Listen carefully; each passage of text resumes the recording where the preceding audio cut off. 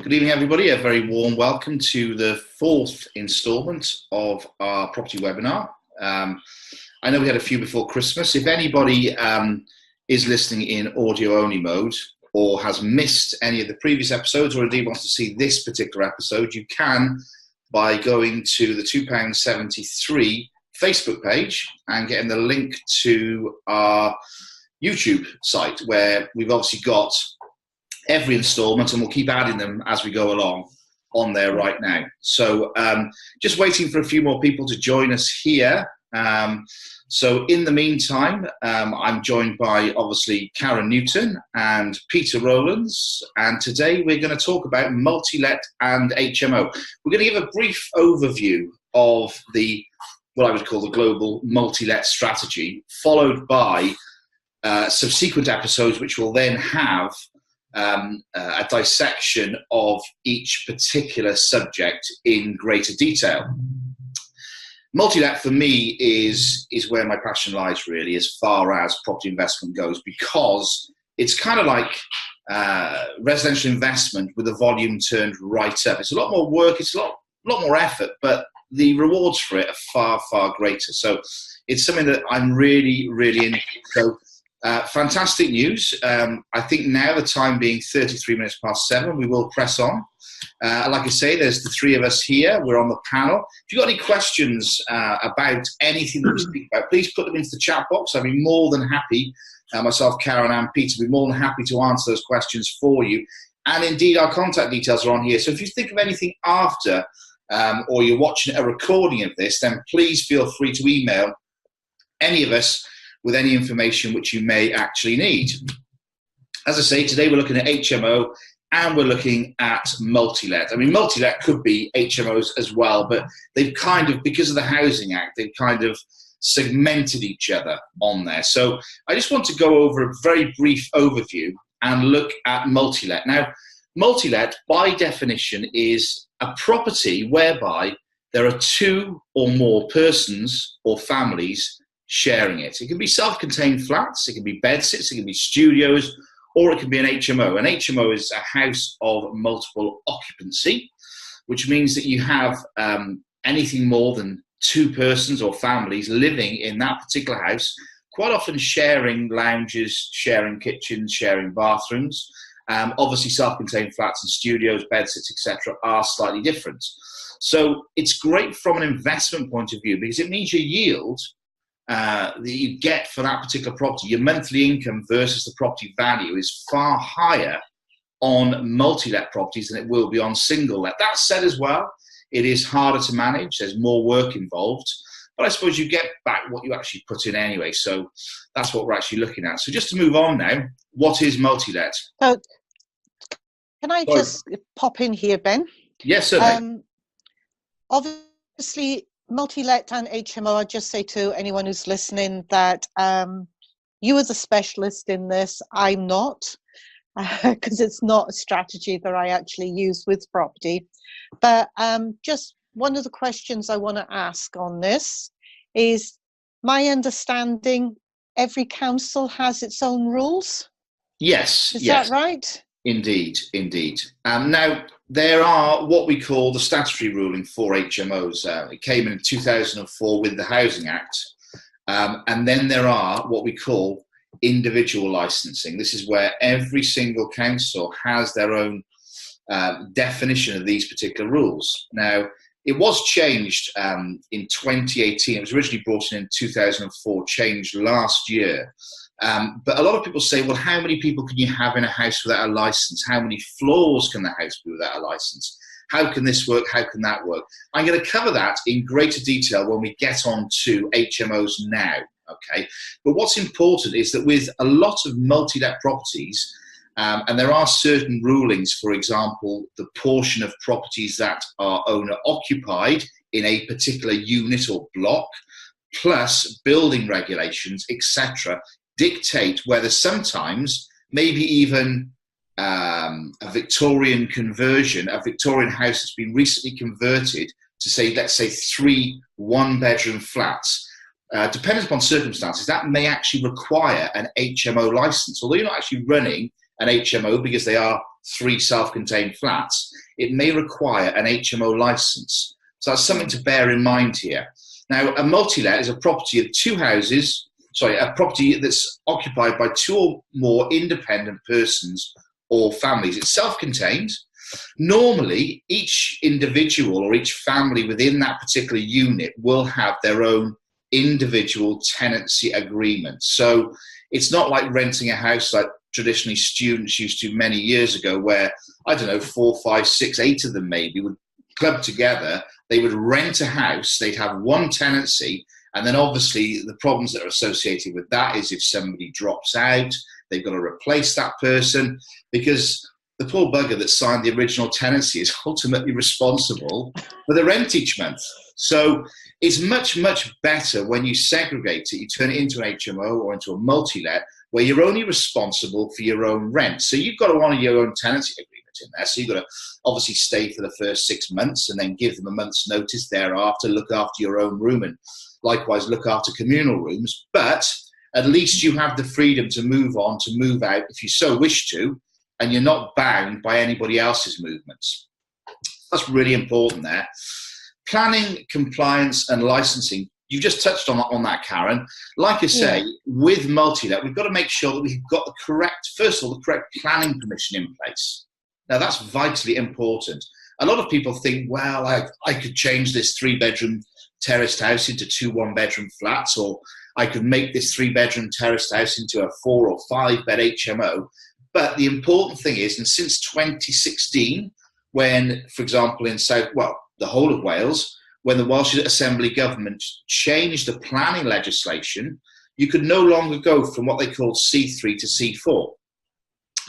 C3 is a traditional residential dwelling, a house, a flat, designed for one person, a couple, a family, etc. C4 is an HMO. And what you could do is, providing you have no more than 6 bedrooms, you could automatically change that C3 residential dwelling to a C4 HMO. You had to obviously get involved with compliance and local licensing.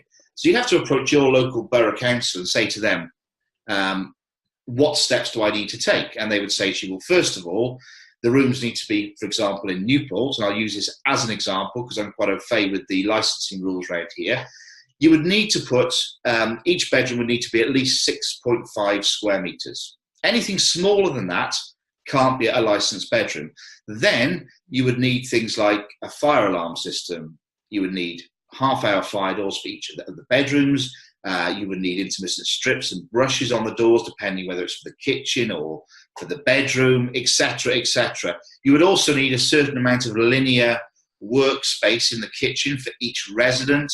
You would need a certain number of bathrooms for each resident, so that, for example, if you had an 8-bedroom property, let's just say, you couldn't have just one bathroom, because that would be obviously quite unfair, but it wouldn't reach the actual licensing criteria either. So do you need to put anything into each bedroom in the way of an ensuite or anything like that? No, with an HMO, providing the bedroom is 6.5 metres squared, it must comply with building regulations. So, of course, the bedroom must have an opening window, for example. The bedroom must have a heat source in there, be it an electric heating system or gas central heating. But you don't need to have a kitchen in there. You don't need to have an ensuite bathroom in there. You would just need to have the relevant fire detection equipment in there, plus obviously the half-hour fire door. Furniture is another thing. You don't need, by legislation, to put furniture in there, but we've always found that unless, for example, in an HMO you do put furniture in there, it's very hard to actually rent it, because most people that do rent rooms in HMOs expect there to be a bed. Well, what we used to do, for example, was put a bed, a chest of drawers, a wardrobe, and a bedside table in there. Now, if they wanted to bring a television table or a computer bench or whatever the case was, that was entirely down to them. But we would put the basic furniture, a little bit like a budget hotel, if you like. We would put that in there for them, and then they would have use of the communal kitchen, communal lounge, and obviously bathrooms in there too. Okay. So we've just looked at that, and that's obviously, we're still talking about multi-let now. What are the costs of making these changes? Well, the costs of making these changes can quite often be significant. However, what you must look at is not your initial upfront cost, but you must look at a whole life cost of this and obviously a payback. So, for example, if you turned a 3-bedroom terraced house into a 5 or 6 bedroom HMO, instead of getting, let's say, £500-600 per calendar month, you could be ending up getting somewhere in the region of £2,000 per calendar month. So what you've got to do is examine the payback time in the difference in the rents achieved on there. I'll talk a bit more about that when we get onto HMOs now. If we look at this now, this is a traditional property here. Now, these make absolutely ideal HMOs, okay? This property here, for example, is in Newport. It used to be, obviously, a C3 residential dwelling. Now, the problem with properties like these today is they don't really suit families. They're very big, sizable. It looks quite small from the outside, but they're like a TARDIS inside.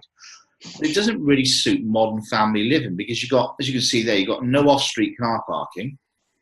You've got a very, very small garden, and you've got a huge house. So whilst adults aren't so bothered about the garden, they can walk to the park or the pub beer garden or whatever the case is, families wouldn't traditionally go for these particular houses. And as you see on the photograph on the right there, we've changed. A lot of people still think of HMO, oh, renting out rooms, bed sits, squats, squalor. A lot of HMOs that we see now in our principal cities, I mean, you know, places like London, Swindon, Bristol, and it's coming through to Newport now where people are actually mimicking that, and they're putting really high quality furnishings in there, making the properties very luxurious. So you do attract higher rents from professional people who want to live in them. So it's really important. With HMOs, again, the definition is a property that houses 2 or more independent persons or families.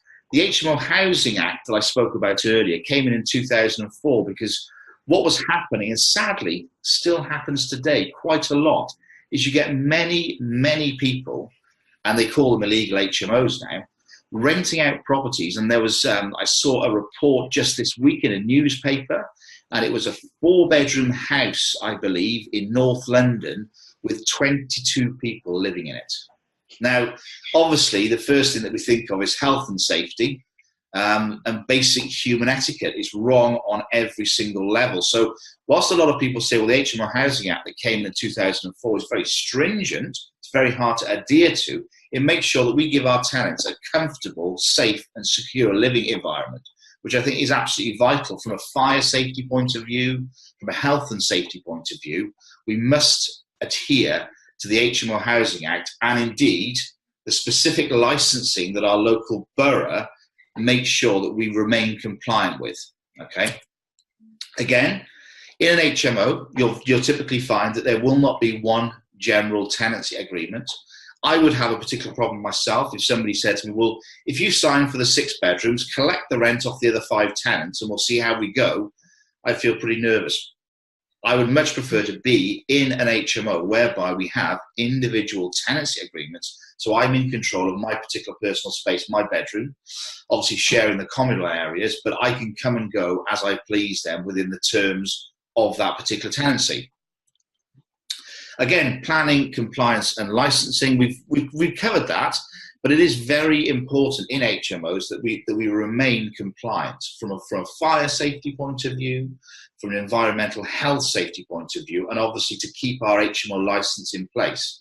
It's really important. People wanting to flout the HMO licensing laws will find they'll have their license revoked from them. And of course, as a result of that, they will no longer be able to operate that property as an HMO. Then how long do the HMO licenses last for? It varies from council to council. In Newport, Torvine, Blaen y Gwent, Caerphilly, they all last 5 years. The cost for getting your HMO license? Varies from council to council, £395 up to about £900. Right, okay. And that's just for the license application. The inspector, who will be part of some larger councils actually have an HMO team now. Okay, if they don't, it'll be dealt with by environmental health and housing. So they'll send an inspector around once you've obviously done the necessary works to your HMO. They'll send an inspector around. The inspector will then look around the property, make sure that everything is in place it should be. They will then grant the actual license, and they will subsequently revisit your property on an ad hoc basis to make sure that you are sticking to the terms of it and there's nothing untoward happening within that particular house. So, sorry, more questions. I know we'll go into more depth on some of these, but just for people who are listening at the moment. Common areas, what do you need to supply in common areas? Well, this varies depending on the type of HMO that you're actually running, because we've got quite a broad spectrum here. Okay, so what we look at with HMOs is what is our target market here. Now, as a general rule of thumb, you can go completely over the top and you can provide a luxury HMO, which in the communal areas you have televisions, you have sofas, obviously a dining table and chairs is essential, as is a fully fitted kitchen. Some of them choose to have obviously a washer in there, some have a washer dryer, some have a dishwasher, some provide plates, crockery, cutlery, some, it just, where does it actually end? But basically what I'd say you've got to have is a proper fully functioning kitchen. We used to put a brand new magnet kitchen into our HMOs, and then from there we would then provide oven, hob, extractor, washer, and we would provide microwave, kettle and toaster. Now, if the tenants want to bring a coffee percolator in, if they want to bring anything like that and put it in the kitchen, that's entirely down to them. But we would provide everything they need, apart from plates, cutlery, glass, etc. We would provide everything they need to be able to cook, to be able to clean, etc. in those communal areas. We did, on one occasion, put a television in, but obviously you've got to remember, if you put a television into a communal area, you as the landlord or the letting agent for that particular property is responsible for a TV license. So that's obviously an additional cost there.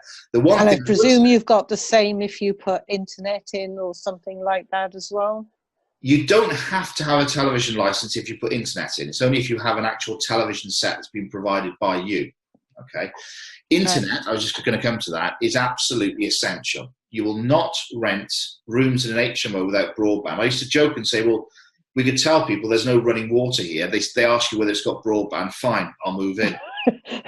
Broadband internet is absolutely essential in HMOs. I would say to anyone that thinks about not providing it to think very, very carefully, because the amount of money it costs you versus the obviously effect it has upon the rentability of your rooms is huge. Just want to go back to a topic that we came to earlier. In all of this, it's really essential that we actually look at planning permission. Okay, as I said, you could previously go from a C3 residential dwelling to a C4 HMO, provided it was no more than 6 bedrooms, if you complied with the local housing authority's HMO compliance guide, apart from if you were in what they call an Article 4 directive area. Now, Article 4 directive was set up to stop the oversupply of HMOs. They were finding in certain towns or certain regions, in certain towns and cities in the UK, there was street upon street after street of houses that were all HMOs. And they decided that was not good for obviously the demographics of the area. So they put Article 4 into certain areas.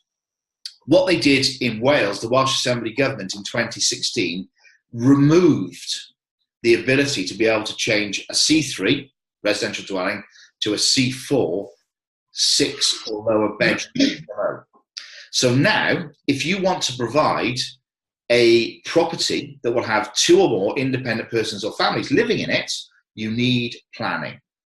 Now, planning permission is not that difficult to actually achieve, but the stumbling block we found ourselves working within the NP postcode, the Newport postcode area and the surrounding areas, is that their requirement for car parking. Now, car parking is a major issue because, like I showed you on that picture earlier, of those houses, there's never really any off-street car parking. If you were to buy a house of that size with that amount of accommodation that had off-street car parking, the chances are the figures wouldn't stack up to turn it into an HMO. You would sell it for far more money to an owner-occupier. Now, unfortunately, if you wanted now, which you could do perfectly legally before, convert a 3-4 bedroom terraced house into a 6-bedroom HMO, today you would need 7 off-street car parking spaces. Now, we've argued until we're blue in the face with these people about whether that's right or wrong. At one time, we had almost 60 bedrooms in the city of Newport. I went to a planning application. They told me we would need 7 car parking spaces. I said, we've just done a census of our tenants, and out of almost 60 rooms, we have 2 car owners. You're telling me in a 6-bedroom HMO, we need 7 car parking spaces. I didn't get a justifiable answer. I got pointed to the legislation in writing. Stroke of the shoulders, that's that. So, since 2016, it's become particularly difficult with the new planning legislation in Wales to actually turn properties into HMOs. Now, don't get me wrong. If, like we had done on many, many occasions, you've taken a property, you've converted it from C3 to C4 prior to February 2016, it still stands. They can't revoke the license or turn it back to a family home because it's got obviously pre-existing use of that. It just means that we can't look at properties today in the same way that we used to prior to February 2016. Right. Well, they're making it really more and more complicated, aren't they? They are indeed, indeed. Now, what I'm going to do, we've done a really brief overview now of obviously HMO and Multilet to help people understand what they are. Because I know that when you don't work in the property industry and people start quoting what I used to call TLAs, 3-letter abbreviations, about everything, and there's the HMO and this and that, and LHA tenants and DSS, and it's very difficult to get a good understanding if you're not in the property industry. So I really hope today's session has just cleared up what a multilet is, and obviously what an HMO, a house of multiple occupancy, actually is too. So if anyone's got any questions, please fire them at us now. Our next session will be in about a fortnight's time, subject to date, but we will keep you informed. If you look at the £2.73 Facebook page, we'll have adverts on there for our next session where we'll start dissecting. I know a lot of information came across today, it's very vague, but we'll start dissecting each of the points that I've actually spoken about from obviously Multilet. How do you start in Multilet? How would you convert a property to Multilet? How would you go for the planning permission? How would you get the licensing? How would you get the tenants? And how, above all, would you make it a profitable investment for you? Peter and Karen, have you got any questions for us thus far? No, go ahead, Pete. No, I just said I'm fine. I'm okay. Great. No, and you answered mine as we were going along. So, I've got lots of information there. Fantastic, fantastic. Well, like I say, if anybody does have any questions, please just feel free to email us, put them on the Facebook or the website page. My contact details are on the screen right now, so if anyone wants to make a quick note of this. If anyone has missed this session or missed previous sessions or missed future sessions, then please feel free to go onto the £2.73 Facebook page and download the link to YouTube so you can have a look at the sessions at your will. So if that's it then. Before we go. Yes. We have a property seminar coming up on my mistake, I forgot. Right, 2nd and 3rd of March, we have a 2-day seminar which is being held in St. Mellons Bar and Golf Course. Well, not on the course, in the club. Hotel. Yeah, the St. Mellons Hotel. Yeah, which is on the A48, just past Castleton. Very close to Cardiff, to Newport.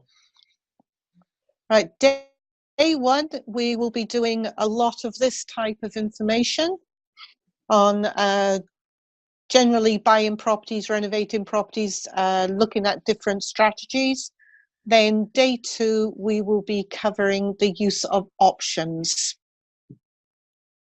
So options is a great way of getting into property if you haven't got any money.